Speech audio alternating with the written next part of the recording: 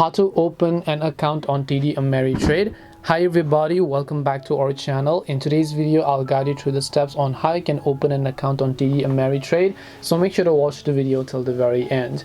If you'd like to open an account on TD Ameritrade, all you have to do is just go to tdameritrade.com and then you will see this type of interface.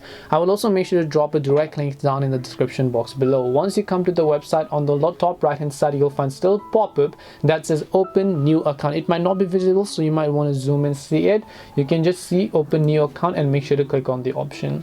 Once you click on the open new account option, on the next page it will take you to fill up this form, such as looking for a different account type, and you can just go to tdameritrade.com, or here you can select simply any of the accounts that you might want to actually create, such as you have your individual account, or maybe you have your tenants WROS account, or traditional IRA account, or Roth IRA, or maybe even the rollover IRA, or whatever else you prefer. In this case I'll just select individual. Select this option known as open an individual account. Now you can use your existing account info. First of all, select your prefix.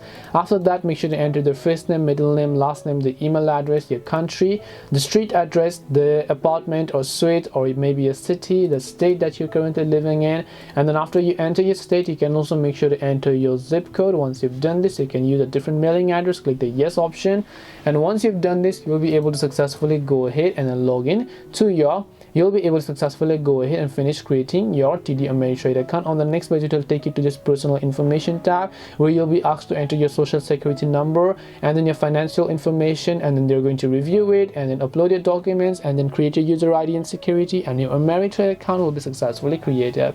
This way you can open a new account on TD Ameritrade. Hope this video was very helpful. If you have got any questions, then feel free to leave them down. Thank you very much for watching till the end of this tutorial, and see you soon in the next video.